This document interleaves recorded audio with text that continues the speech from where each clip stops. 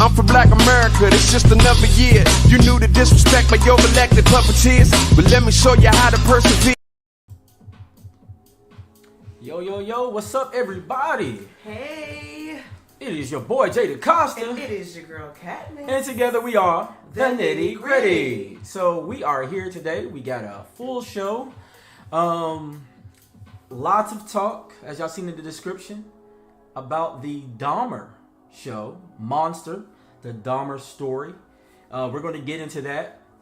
I know there's a lot of talk about the actors and everything. We'll talk about that briefly, but there's some greater points I think we want to address. So we'll definitely be doing that. Shout out to all of our IG folks that are watching. Shout out everybody on YouTube watching. Feel free to drop your name in the comments. If you got a birthday, anniversary celebrating, let us know. We love to shout you out towards the end of the show for sure. Also, got to pay our bills. So shout out to our business sponsor right now. It is Plugged In Customz. You can find them at Plugged In Customz, Customz with a Z. On Facebook, you can find them on IG. It's plugged_NIN_Customz with a Z. If you're in the area, you can call them at 202-351-7348. Email them at pluggedincustomz, that's all one word with a Z, at gmail.com. And they're located at 4910 Buchanan Street, Hyattsville, Maryland 20781. If you need your car detail, you want to get some new rims, you want to get a paint job, you want to do a full body wrap, they do it all. Yeah. We actually got our air compressor fixed over there. Yeah, and we we got the windows tinted over there, so trust me, they do good work. They do a great job. We're not telling you to go somewhere that we wouldn't go. This is a place that we have supported. Versus paying an arm and a leg at the dealership. And by the way, it's also black owned. So something dope there. Yo, shout out to Herman out there coming out of Clarksville, Tennessee. Hey, Dad! Hey, what's up? Glad to have you on the chat. So, and if you're just joining us once again, we're going to be talking Dahmer, the Dahmer story. And then, of course, we're going to take it a step further because it's a Nitty Gritty show. So you know how we like to talk. If you've seen the title of today's show, it's Monsters Amongst Us, How a Dahmer Thrives. So I like that. Yeah, so we're going to get into that. How a Dahmer thrives in society. Exactly. A Dahmer. A Dahmer. And we know he was a complete monster. A lunatic. Very much so. Some current news. This weekend was CBC weekend. I think they still got a few more events today. Yeah. So Congressional Black Caucus, for those that don't know, Congressional Black Caucus is an organization designed to bring culture and business to those in those political places of power, specifically in Congress, and to celebrate our black congressmen and women that serve on behalf of us through our voices for our communities. And when it comes to legislation, making sure that the African American experience is acknowledged when passing various laws out there. For instance, there's a law out there right now trying to get us reparations, and they talk about the history and how there is such disenfranchisement, and also the chasm between black wealth and white wealth, and how systematically the government is responsible and has played a major hand as to why we don't have the same incomes and we don't have the same net worth as some of our white counterparts here in America.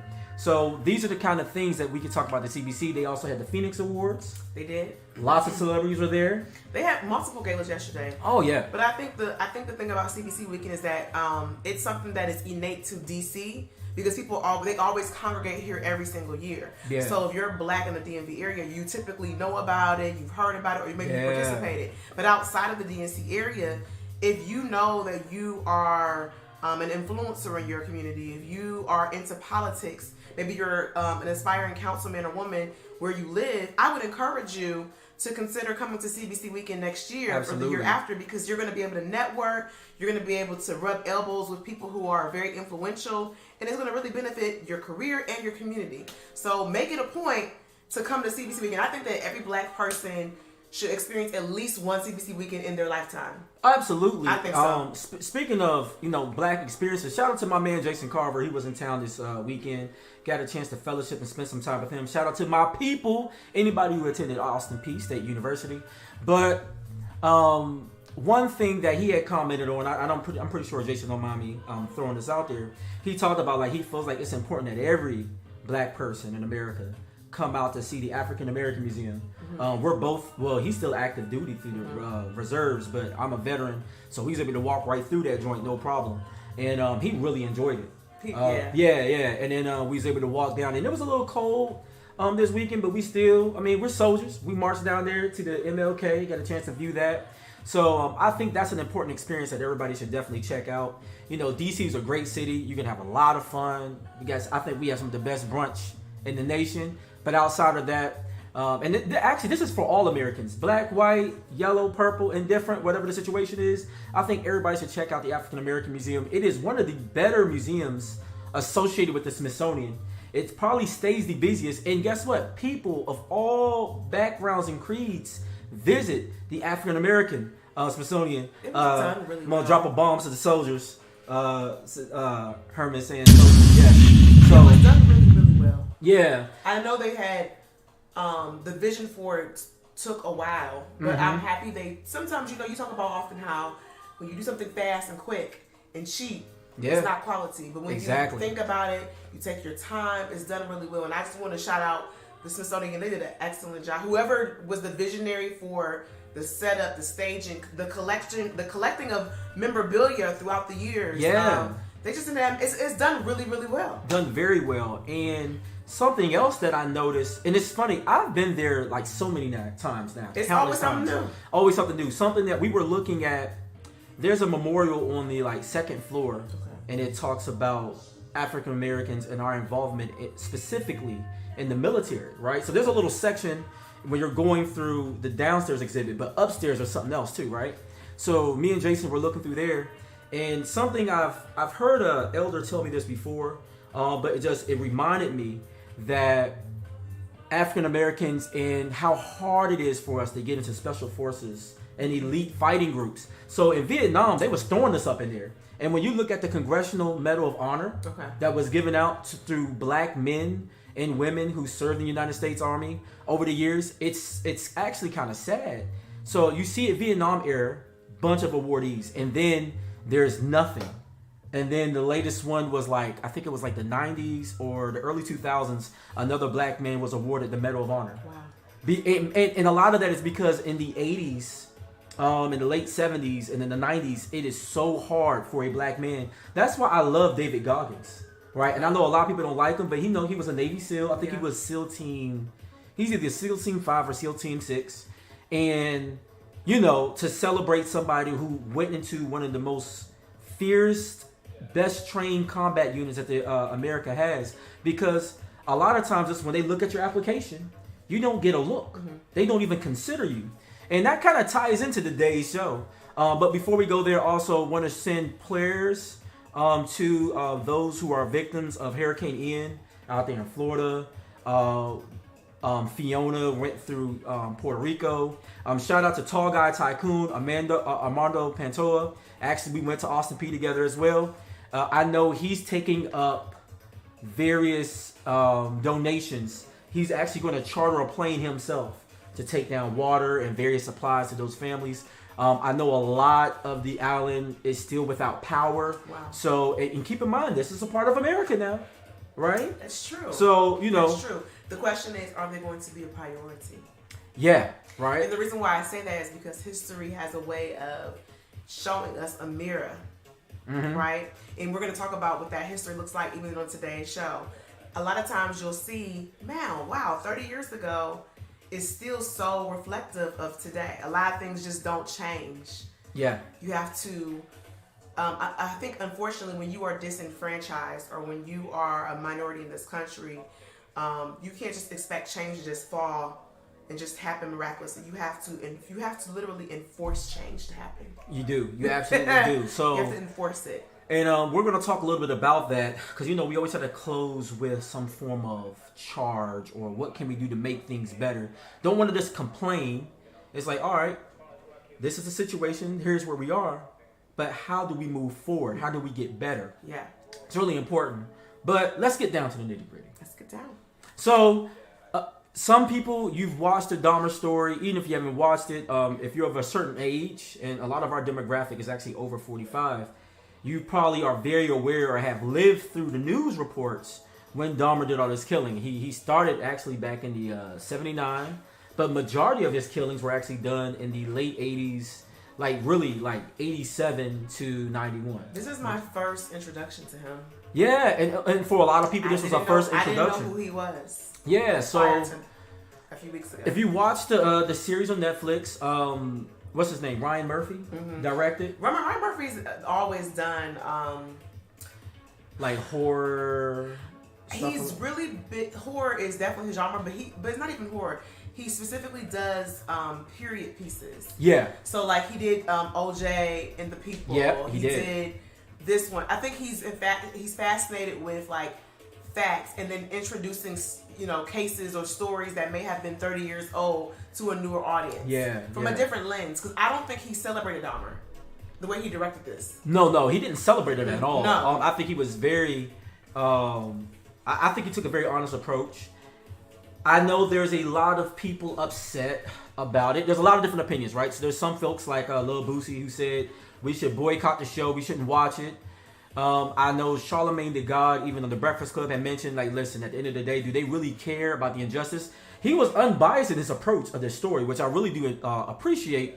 But of course, there's some out there that's like, listen, at the end of the day, this is a capitalist society, and they're going to put anything up there that's going to attract viewers. It did attract a lot of viewers. There's a new Emmett Till movie coming out. Yeah.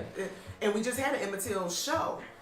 My thing is, what makes this story more sacred not to touch than Emmett Till, than George Floyd, than Trayvon Martin? Because there's going to be a movie on Trayvon Martin. Because legally, they're allowed to do this story. This was public information. Once it goes public, you're allowed to use it. Some people may feel it's in bad taste. Some may feel like it's fine.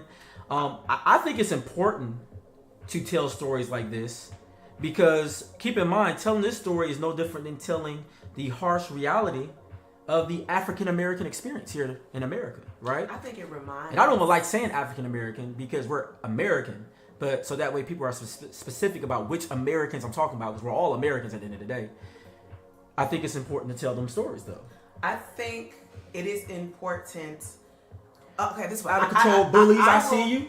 I will acknowledge that it might be triggering for the families that were impacted by Dahmer and his heinous acts of crime, molestation, mutilation, etc. But I feel it is important for these stories to continue to be told because, like myself, I didn't know about it.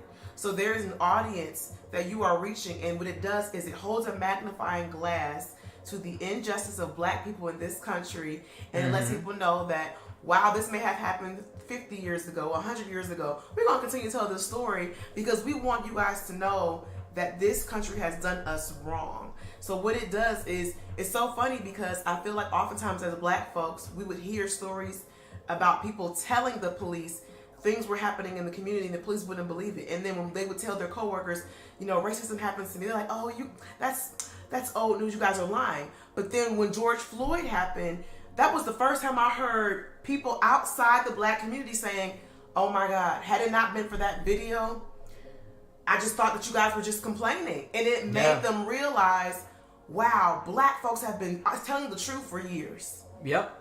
And, So to me, that's what these kind of shows, these kind of stories can do, is that it points a magnifying glass to basically racism.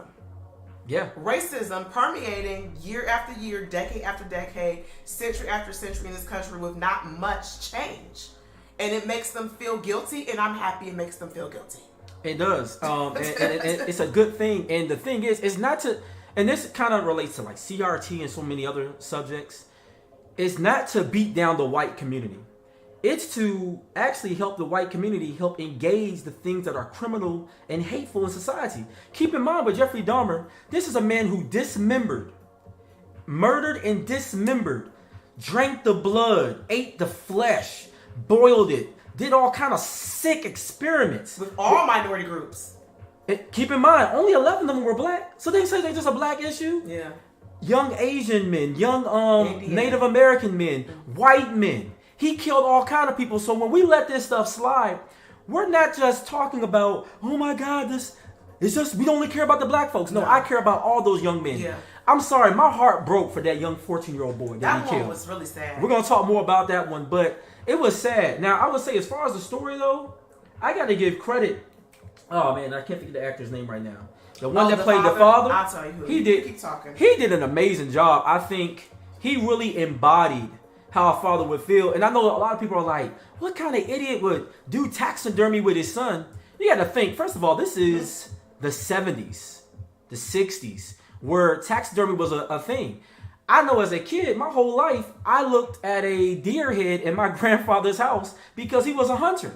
So my grandfather was somebody who taught me how to cut a fish open and descale it because he was a fisherman.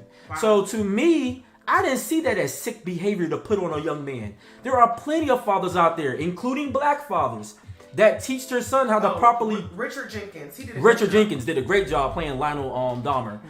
But there are plenty of fathers that teach their son how to dress. And when we say dress, that means you have to take a deer, you hang it upside down, you have to slit its throat, and then you cut it down the middle, and then you have to let the guts pour out, right? This is some gruesome stuff, but we're not teaching these kids to be serial killers. You're literally teaching a child or a young man how to, in the worst case scenario, how to hunt and how to provide meat for your family. Now, there's some trophy hunters out there, but this is a natural thing you would teach your sons. For those that are saying that was sick, why was he doing those experiments? First of all, he found something his son was interested in, and this is something that a lot of young men, black, white, no matter whoever you are, if you hunt, these are things that you've done at some point, right? So I just want to make that clear. This is kind of like, now, in these days, we got supermarkets everywhere. So the hunting thing it's not as popular, with the gun control and all of that. But in some parts of the country, people still hunt. And they're still going to teach their sons how to properly cut open an animal. I'm not really into that, but I will say they have said that when you look at the history of a serial killer, typically they start off with harming animals. That's true. That's typically how they start. So the fact that his son had an interest of harming animals and he kept at it, that was the first sign that my son is a little bit weird. But he wasn't harming the animals. He was picking up roadkill. He was picking up roadkill animals. Then after that, the real father said it did escalate to him wanting to shoot the animals and wanting to kill the animals, like no longer dead animals, but now live. Hey, let me get a killer animal. That's right. Yeah, if we look at the real story. Yeah. I think that and then he said that his father said that he was very quiet, he was very awkward, and that his son made him uncomfortable. Yeah. I feel like as a parent, your child shouldn't make you uncomfortable. You make your child uncomfortable. What you mean? I mean, I shouldn't say that. I don't want you to make your child uncomfortable, but what I mean is that this whole, I gotta tiptoe around my child. No. You gotta get into your child's business. You gotta ask questions. So what's going on? Why do you want to kill these animals? What do you like it? Like, ask direct questions, and when they wiggle around, you gotta get direct answers so that you can try to figure out if your child needs psychological evaluation. Maybe they need therapy. There were, to me, some telling signs early on, based upon the story, that mom and dad weren't even right. Mama was a little loopy, right? And I think so often in these situations, everybody likes to point towards dad. But I would say, looking at this father, he tried. I feel like he reacted like any father would. He'd be like, all right, what the heck is going on? Yeah. It's like, first you try to direct them, try to lead them to some direction. Then it's like, you know what? I'm going to send your tail to college. Yep. Screws up in college. All right, you know what? Your butt is going in the military. I heard it my whole life. Your behind is going to college or you're going to the military. But at 18, you're going to grow the heck up. You're going to be a man. I ended up doing both. But I think it's important that fathers have a way of creating boundaries that prepare your children for adulthood. And mothers have their place too. And I think when the two are working in cohesion, it works. I just think that household was so chaotic. Maybe the father couldn't focus as much if you got a partner that's not supporting the end goal. And it was crazy in there. I mean, I think they did a good job displaying that story. But I want to switch gears right here because the Nitty Gritty show, we're all about facts. And I think something that they called out in this show, and you can't talk about the show without talking about these key details, these key facts. Okay. So I want to start working our way down the line, right? So once again, y'all know Jeffrey Dahmer murdered and dismembered 17 males, some as young as 14. But everyone's always like, sick white boys, this. Well, you know what? Before we start talking about opinions and people start getting mad and say, it's just race baiting, let's just deal with a few facts. And let's see how society allows a Dahmer to thrive. Okay. So, first situation we see as a young man in 78, after he killed Stephen Hicks, he had dismembered the body. That was the white runner. Mm-hmm. This is the first kill. This is why he just as he's finishing high school. Okay. Kills his first victim. Gets pulled over by the police. Has the bodies in the back. Now I don't know if they got all the details right. Some reports say the trunk of the car. Some reports say in the back seat. I think Dahmer in his interview said the body was in bags in his back seat. And the police didn't see that? They pulled him over because he was swerving on the road. He was drunk. He was drunk. They pull him over. They ask for his license. Didn't run his license. And they say, you know what? 18 years old. Man, at least how they depicted in the show. 18 years old. I don't want to see you ruin your life over a DUI. You got your whole life ahead of you. Go home and... Go ahead and go home. Get your butt home. But what about the bags in the back seat? But no one thinks about the bags in the back seat. That doesn't look a little weird. Don't look bloody? You're doing yard work at 1 and 2 o'clock in the morning. Now... Shouldn't it stink too?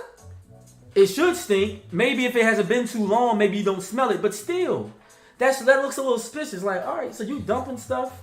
So if you did yard work, why not just throw it in the trash by your house? Why are you driving with it?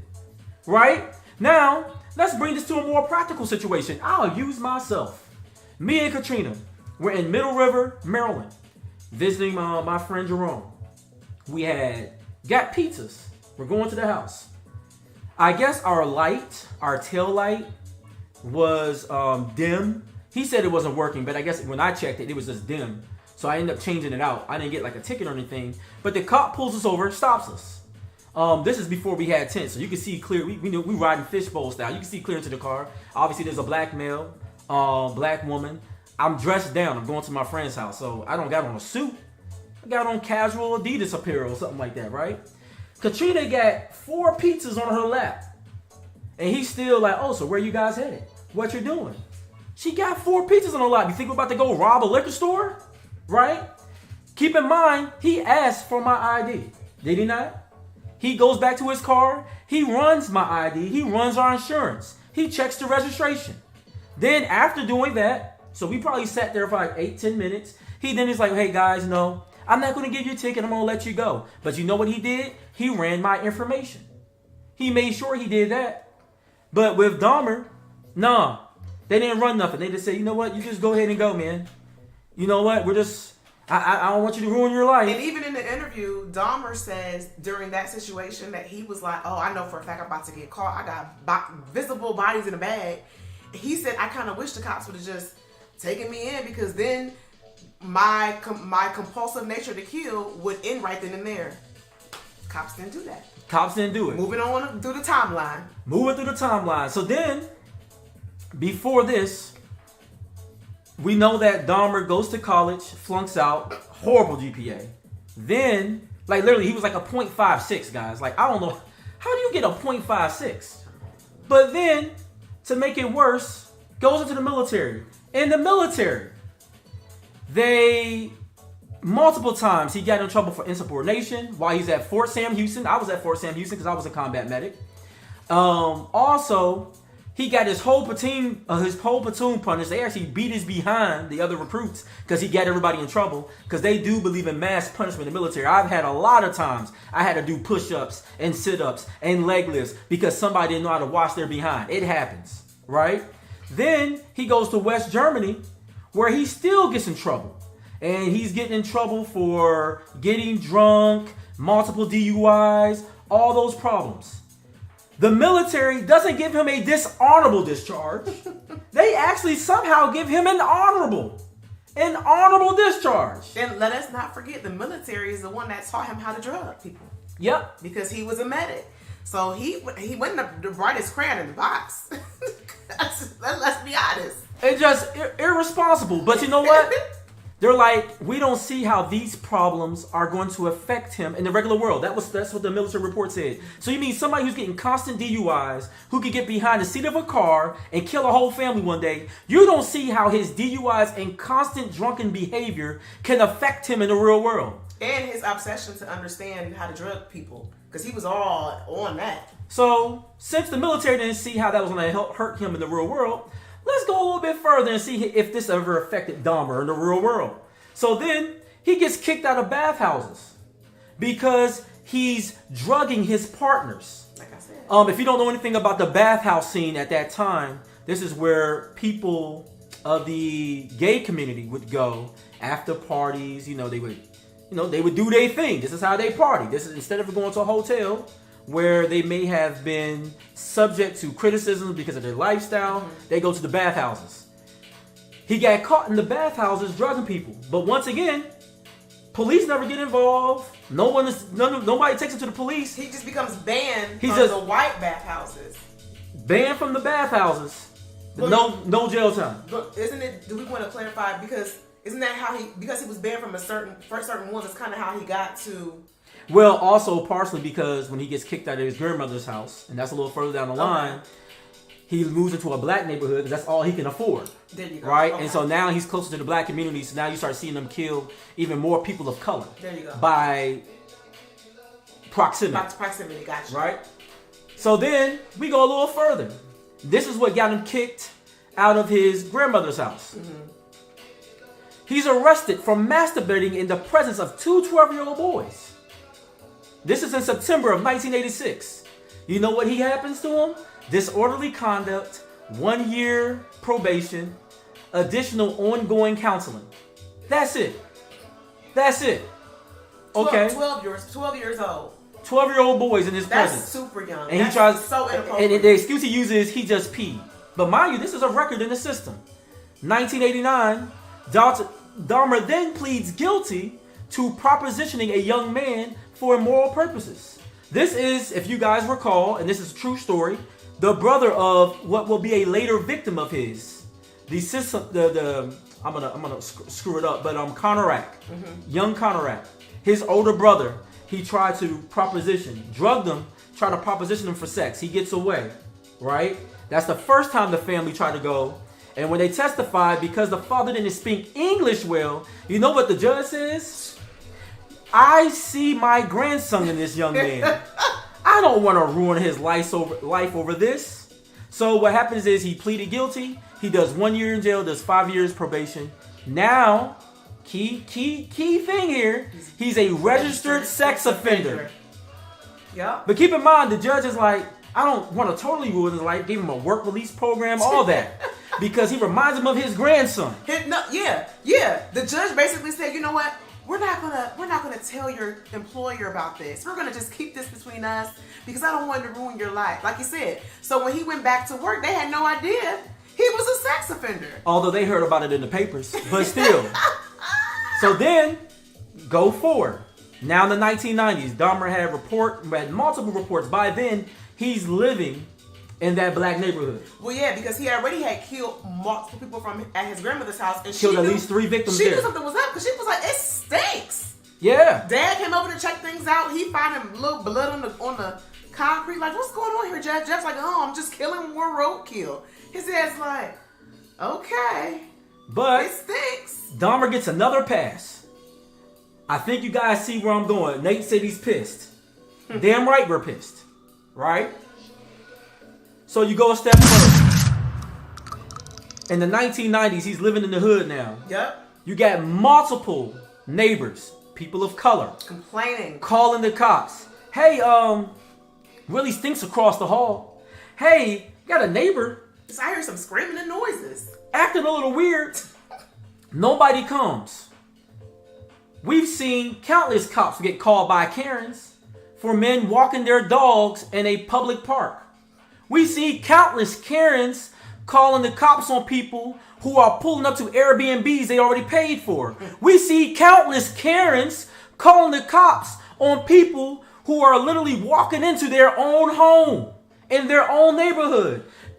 Countless Karens that call the cops on people who have keys to high-rise apartment buildings, luxury apartments, who are trying to get home to their house, and Karens and Johns are blocking them because they want to know, hey, do you live here? Let me check you out. How can you afford here? But nobody comes to the hood when people are complaining that, hey, my white neighbor that looks like Napoleon Dynamite, his house stinks and he acts weird. Can y'all just do a wellness check and check? You mean like that one time They were upset that they had to shut the pool down for our wedding, and they was shocked that we. Oh man, what? So it gets worse. Shout out to everybody joining us on IG right now. Let me drop some bombs for y'all. Yeah, this is to me. Go ahead, Juan. This story right here to me is the precipice of which the police failed that community. The police failed the entire community. So fast forward, 1991, May. Dahmer encounters the 14-year-old Conrad, a Leo teenager. Family, mind you, this is the younger brother of a young man he's already assaulted before. Yeah.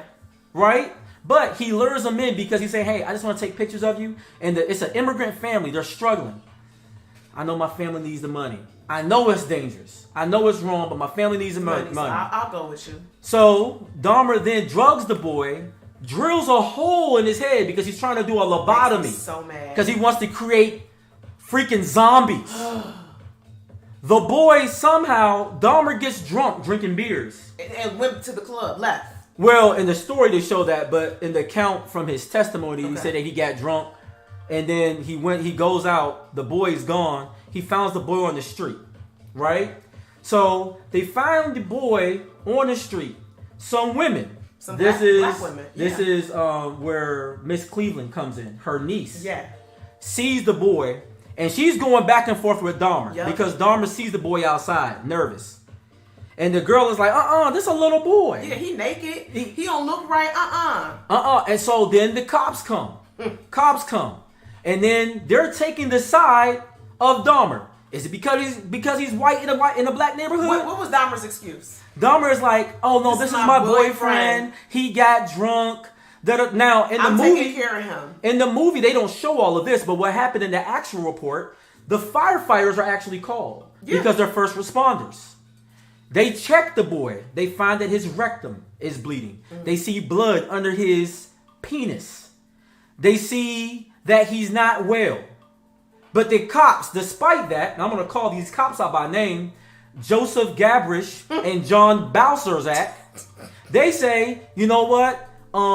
It's not it's none of your business. But Dahmer is telling the cops, listen, he just consumed too much Jack Daniels, too much whiskey. There's nothing wrong with it. It's just a gay thing. No, and then the black girl says he doesn't look of age. He looks young to me. Can you guys try to figure out how old he is? I don't think he should be going with this man. I think he should go to the hospital when the black girl literally is saying when he is well enough to be able to explain his name or whatever. You should not let this young boy go back to him. They said, ma'am, mind your business. You step aside, let go of the boy, because she would not let go of the boy. She said the boy couldn't talk. He was so incoherent. She said, but the one thing the boy could do was he was squeezing her to the point where he didn't want to let go because he had enough common sense to know I can't talk because he has a hole in his brain, but he had enough common sense to know this man is harming me. This woman's trying to save my life. Can you imagine how much adrenaline must be pumping in your body to know I think I'm going to die if I go back with this man. I need to go with this woman. She said he was holding her so tight. The police had to grip his hand away from her and they told her to mind her business. She said at this point, she's frantic. And she's only 17, so she runs into the house and tells her aunt what's going on. Glenda Cleveland, or what's her name? Glenda Cleveland, right? I think it's Glenda Cleveland. She tells her. So her and her aunt come outside, and by then they were gone.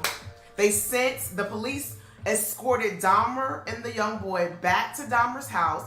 They told the paramedics to go on away. It's okay. We're going to let Dahmer take care of him because this is during the time where they thought if they touched someone who was allegedly gay, they were going to become gay themselves. So their ignorance... Or the AIDS the AIDS epidemic is going on. Their ignorance did not allow them to do their duty in helping this young man. But another key thing we can't go without is keep in mind, as of 2 years ago, in 1989, Dahmer's already a registered sex offender. That's what I'm saying. All you do is look it up. They didn't even think to say, you know what? Let me look up his ID. Now, because here's what happened. When these Karens call the cops on black folks that live places where they're supposed to be, they're supposed to live, you know what the cops do? They check, they want to see their ID. They want to check, well, you know what, ma'am, just to be safe, let me just check, let me get your registration. Why are you have to look at my ID and then look me up in the system? Because I'm black. But somehow Dahmer, they never even think to say, all they had to do to save this particular young man's life and every subsequent victim behind him. Yeah. All they had to do was look him up in the system. They would have seen he was a registered sex offender, and alarms should have went off. And that ain't, and like Juan just said, it had to look at the system. That wasn't the only thing that came up. There was multiple things that had came up on his record. The alarms would have went off. They didn't do that. But they didn't do their job. They literally escorted the boy back to the place he just ran away from. Huh? Like. So they take him in there, and it gets worse. Officer Gabriel said he did smell something that was off-putting in the house. Keep in mind, what was off-putting in the house is the young man. The young black man who was deaf. What was his name? Was it Glenn? No, it wasn't Glenn. Was it Tony? It was Tony. Tony. Tony is decaying. That's what he smells. So Officer Gabriel is smelling Tony's decaying body in the other room. Yeah. Never even opened the door. Never opened the door. All he had to do was shoot. If he had opened up the refrigerator, you would have seen skulls and heads and body parts dismembered all through the house. And Dahmer said in an interview that he should have been caught multiple times, but because he wasn't, he felt that it was God's way of making this his fate, to kill people. How sick. So basically, the cops go away, nothing happens to Dahmer, and you know what happens? That young man and plenty of other victims after him, he gets dismembered, cut up. They find his body parts in the middle of all those others inside Dahmer's house. That was heartbreaking. It was heartbreaking. Beyonce, and then the parents were thinking to themselves, wait a minute, the guy who killed my 14-year-old, this is the same man that molested I think he was maybe 16 at the time, like a few years older. So these foreigners are thinking, this is how you treat us? We come here for a better opportunity in life. You mean to tell me I got one son by the same man that got molested, and another son that's been mutilated, and all y'all want to do is just take him to jail? There's nothing else. Y'all can't give him the electric chair. Y'all can't. I want him to die. And they're like, sir, we're going to handle it. We're going to handle it. Disrespected the whole time. Now, fast forward. Tracy Edwards gets approached by Dahmer and two other men. Dahmer approaches Tracy Edwards and two other men, and officers on drink trying to get him back. Tracy Edwards got away, runs down the street. Cops see him, back with handcuffs. They go back to Dahmer's place, and then finally, when they're going through, they see the gay pictures, they see the mutilated pictures, and then they start noticing around the house. Oh man, there's blood. There's oh crap, and then it all comes to an end. They arrest Dahmer. We know he gets 15 life sentences. He missed all of them. He never lied. He said, I did never it all. lied. Just tells the whole story. Told the police where to find the first body back from 1979. Told them where to find the other bodies from his grandma's house. Like he just said, yeah, I did all this. And stuff. all the stories. All the IDs collected. Yep. Now, what's scary, and this is where we want to kind of really hit on. Now, keep in mind, Balsarek, the cop that did nothing, claimed he never smelled anything. One of the lead people in saying, man, mind your business, pipe down, actually made a note that Dahmer took good care of that boy. Yeah, he took good care of killing him and mutilating him. This man ends up becoming and is elected to the president of the Milwaukee Police Association. And y'all wonder how these systems are still messed up. See, y'all think, oh, this is some black people complaining. No, we're trying to save lives. But when this system is so much more interested in me and my wife with 3 pizzas, it's more interested in a young man who's sagging his pants down, trying to find weed dust. It's interested in a young man buying Skittles and a pop. But you can't see obvious danger, i.e., it's this same police department that would later see a Cal Rittenhouse in Kenosha, Wisconsin, same state, right? He's gonna shoot 3 people, kill 2. Keep in mind, folks, he ain't killed no black folks that day. He killed white people.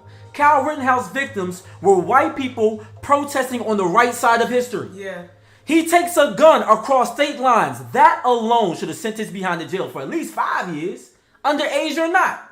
They say Cal Rittenhouse is not guilty on all counts. Said that he was defending himself because somebody tried to hit him with a skateboard. And of course you're going to be hyperactive because this man has a whole AR-15 strapped across his waist. walking down the street. But he's not the problem.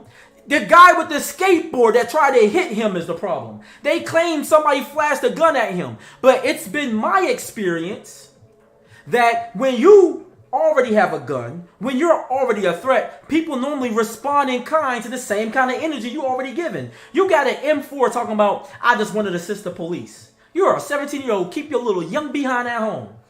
And there's some... But the judge, what did the judge say? And this might sound familiar. When the judge was dealing with Cal Rittenhouse, he said, Cal reminds me of my grandson. I don't want to destroy this young man's future. Man, but Wisconsin got a problem. But countless 16, 17-year-olds. No one thought, and although with Trayvon Martin, George Zimmerman wasn't a police officer, but them officers didn't think Mike Brown's a young man. When George Zimmerman called the 911, they said, sir, mind your own business. We'll send someone out to do a wellness check. They told Zimmerman, you ain't a cop. It's not your duty or job. Leave the boy alone. And what Zimmerman do? I'm gonna go out here and I'm gonna act like I'm a cop. So you ain't even a regular citizen. Mind your business. But no one thought Trayvon got his whole life ahead of him. No one thought Mike Brown has his whole life ahead of him. No one thought that Oscar Grant, this young man has his whole life ahead of him. It was, no, let's arrest him, let's detain him, and they're gonna get the full extent of the law. Countless men in jail right now for selling a little bit of weed back when they were 17. But they tried them as adults. And now we got whole dispensaries. But every time these white boys get on the prosecution stand, I see my grandson in him. I want to give you a second chance. I want to give you a second chance to kill somebody else. Day. I want to give you a second chance to assault another boy. I want to give you a second chance to jack off in public. So that... I also want to say something here, too, that I think is super important.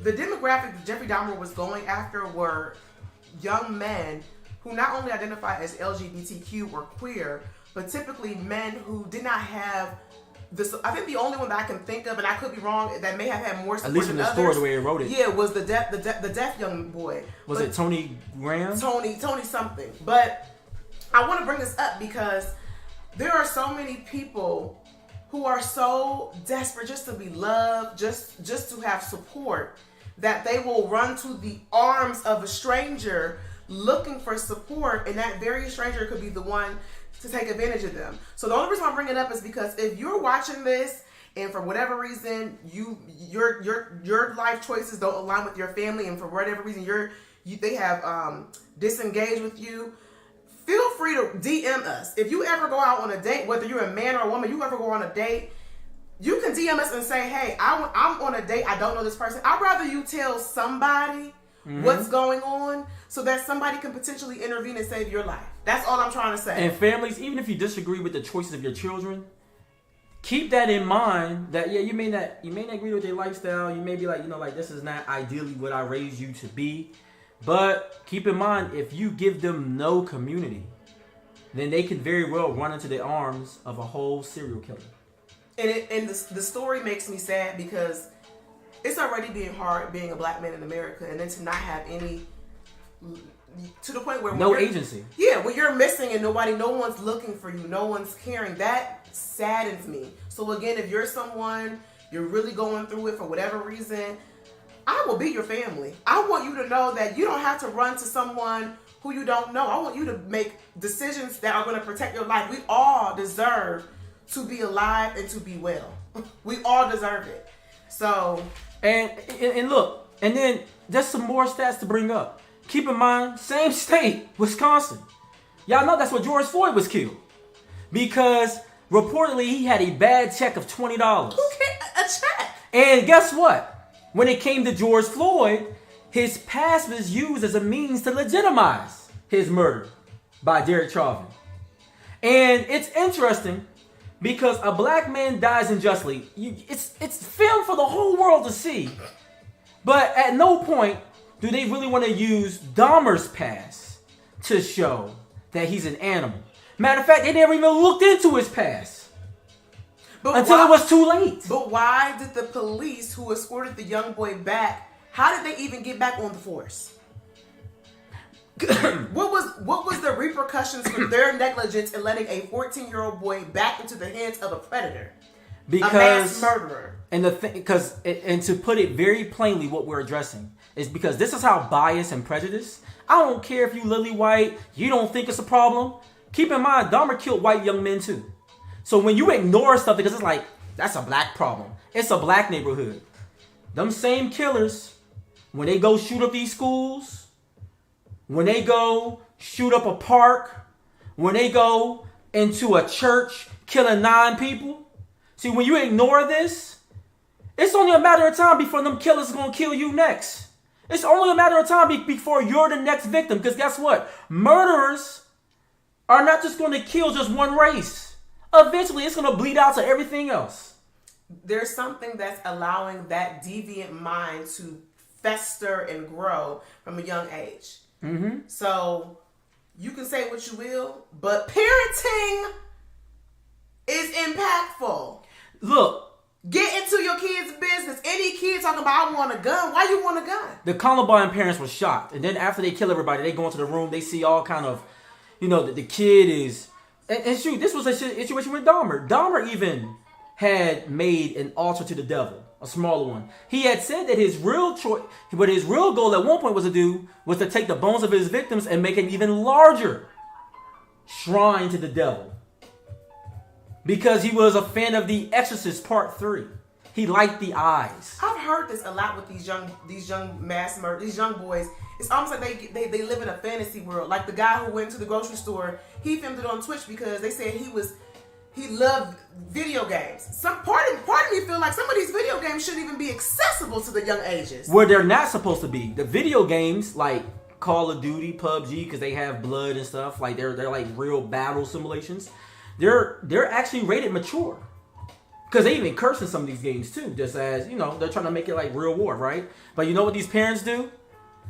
You buy your kid the latest Xbox. You buy your kid the latest PlayStation 5. You don't ever look at, what games are you downloading on this thing? Let me look. What? I lived in a household, your parents are going to go through your drawers. And listen, I don't agree with all... They're going to go through your backpack. Look what you got up in here, Luna. I do not agree with how... all black parenting. I don't agree with everything about black parents because the black parents gonna get into them business. But one thing about a black parent, you can't. The fact that the Columbine parents said after they had murdered people, they finally went to their bedroom. What kind of fool? That would any black household in America. The black parent gonna say, "Open this door." But you know what? Now, but this issue issue is not even a black problem. It's not even just a white problem anymore. It's all parents. Because guess what? These millennial parents ain't no different. They're like, "Oh no, I want my child can't even talk yet. I want them to be able to make their own choices." What do you mean? I've seen all kind of reports where the parents are like, "No, I want to get permission. I want to make sure that I get permission from the child to change their diaper." No, you stink. I don't need no permission to change your butt. You stink. You ain't walking around my house. I'm not waiting for my child to wink or no. You stink. I'm changing your butt. But that's simple. I think an important thing that people have to realize that when you have children, this is not just some baby. This is not just some doll. You are literally... You're raising a future adult. Thank you. You're raising a future adult. So the way that they process information, the way that they contribute to society, the way that they treat other people... Okay, the way that they view themselves in the world, you have the ability to influence that. Yeah. So the fact that Dahmer was able to just continue to go on stage after stage throughout life, and it was like, what's going on here? You have and the father. Herman said, "Millennial parents, God help us." I was gonna say, the poor father, he felt so guilty. He ended up writing a book. He ended up blaming himself too because he felt like, man, I could have been a better parent, whereas the mother was like, oh no, it wasn't my issue, even though she was running around chasing the UFOs. So, I mean, it's one of those things where it's just like, there are so many steps in this situation where the government, the police, could have prevented 16 murders, 12 murders, another 6 murders. And it was delayed so many times along the way because when you have prejudice and bias, and when you give automatic innocence and white privilege to people, you're putting lives at risk. And then you're also putting lives at risk when you just assume every black man is guilty, because then we end up killing these black men for no reason. John Wayne Gacy killed over 33 people in Chicago. That was crazy. But guess what the police was doing? They too busy worried about Huey P. Newton and the Black Panther movement. They worry about some people that are doing clothes drives and trying to feed the community. COINTELPRO more worried about them than they were about John Wayne Casey running around with clown suits. Another thing too is my last comment about this topic is when the police and when the system learn that this in fact was a wrongful killing, it seems like there's no ramifications, there's no consequence for these actions. For example, you look at Emmett Till, the woman who lied and said that he winked at her. They tried the two white guys. They died. She's still alive. There's nothing stopping the government from going after this woman who lied on stand and then admitted that she lied. Yeah. Emmett Till's family deserves retribution for that situation. And if you're just joining us, we've been talking about the Dahmer series. And that's really breaking down all the facts. If you're just joining, you can always watch this afterwards. It'll always be up. But check it out. Look at the information. And it's unbelievable. Keep in mind, Minneapolis has 80% of the arrests and convictions are in the black community.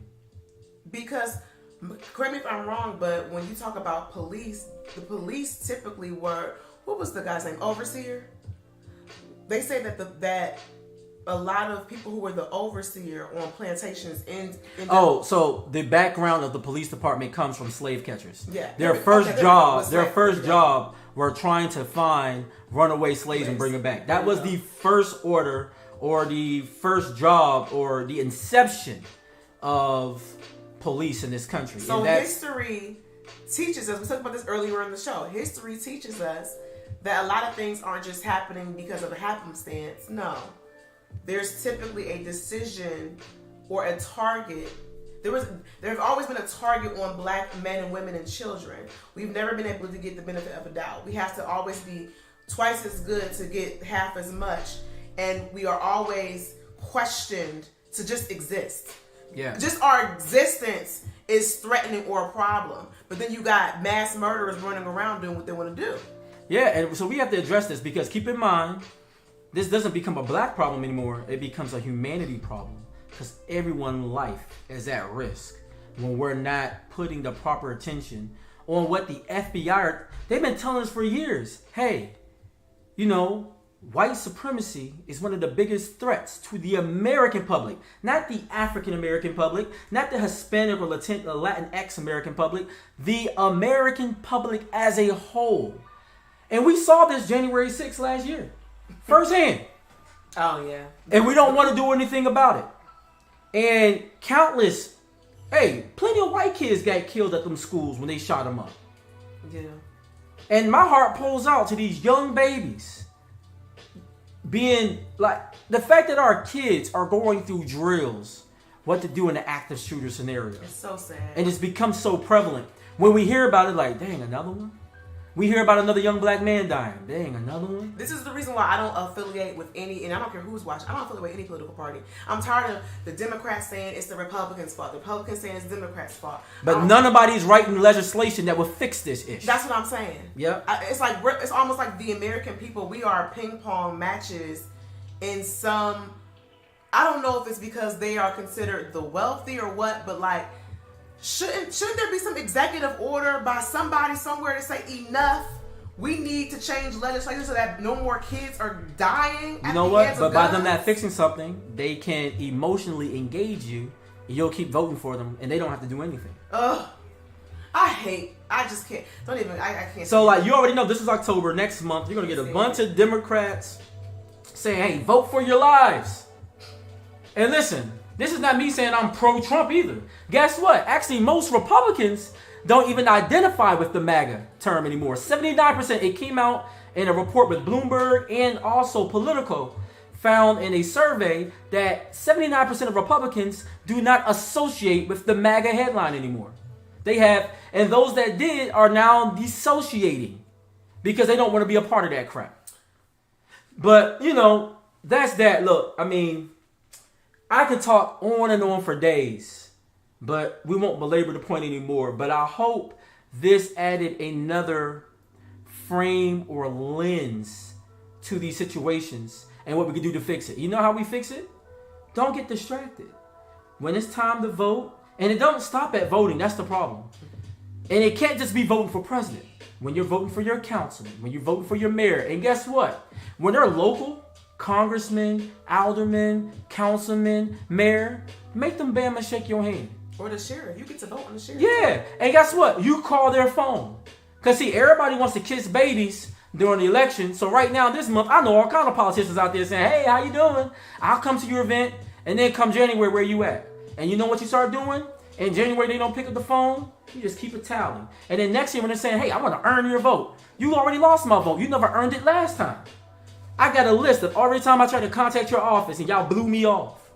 You ran on education, but then I presented an opportunity to you to get free mobile devices for students, and you blew me off. Oh, that's not really I don't really handle that. And we didn't get a chance to talk about this aspect, but the same way they blew off Glenda Cleveland. Yeah. Blew this woman off. She was blowing the phone up, guys, really trying to look after. It was her and another lady, too. Yeah, checking up on the 14-year-old. Well, what happened? Mind your business, man. There's actual recording. Actual recorded They were saying she was annoying because she was, like, complaining. Well, I just want to make sure the boy okay. Are you sure? Yeah. Did y'all go back and do a wellness check? Ma'am, Dahmer's taking good care of that boy. She's like, no, but they said he was 14. They said he looked young. If you consider a young man decaying in the house taken good care of, sick bastards. So, with that, we'll digress. Of course, it's the Nitty Gritty show, so I guess if we're going to end it positively, we like to do some shout-outs. If you like gaming, check out Mr. L7, TNGS _ Mr. L7. Check out some play on that. Shout out to Herman. He said they saw Mayor Pitts at DJ's show last night, making his rounds. Okay. He gonna be at all the black churches too. Don't forget on Mondays, so that's tomorrow at 9, we like to cover House of the Dragon. For those that watch that show associated with Game of Thrones, great show by the way. I said I'm gonna do this during this particular season. Not happy about it, but the Washington Commanders did lose to them raggedy Dallas Cowboys 25-10. And the Cleveland Browns unfortunately lost to the Atlanta Falcons. All these games been close. But y'all's was close, 23-20. The Browns have actually been pretty strong this year. I wish I could say the same for the Commanders. No comments. Trash. I would like to give, before you go to the birthday list, I would like to give a special birthday shout out to my best friend, Melissa Boucher, who is turning another year older tomorrow. So happy birthday, Speaking Melissa. of birthdays, let me give y'all a little birthday song real quick. Shout out to Paul Thompson that did this on the show live. And I'm going to play it for your listening enjoyment. You don't want to run through while they're listening? Happy birthday to you. Happy birthday to you. Happy birthday. Happy birthday. Happy birthday to you. Man, do that. Yeah, happy birthday. Happy birthday. So, birthdays. Shout out to Charlene Highsmith. Shout out to Diane Dabney. I could post her age because she's posted it on Facebook. But 70 years young. Wow. Check that out. God is good, right? I'm pretty sure that's what Diane would. 4 and 10. That's what Diane would say to you probably if you saw her. She'd be like, well, God is good. So shout out to Diane Dabney celebrating her 70th birthday. Shout out to my girl Lisa Harrison. Shout out to Aaliyah Dix. Shout out to Karen Pemberton. Shout out to Robert Major. Shout out to John Travers. Shout out to Chantal Russell. Shout out to Faz Ahmed, Kristen Schultz, and last but not least, I want to give a heavenly birthday to my cousin Lachelle Thompson, who had passed away. But today would have been her birthday, so we want to give a happy heavenly birthday to her. I know DJ Pryor shot his comedy special out there at the Mosaic Church, so shout out to him. Also, we got one anniversary to shout out today. I might be shouting out a proposal here soon. We'll see. But I want to say happy anniversary to Clarence and Zashiba Reeves. 18 years. Cool story. I remember they got married almost right after high school. So when people say you have to be a certain age to get married, that's not true. I think there are ideal time frames. But this is a couple that got married young.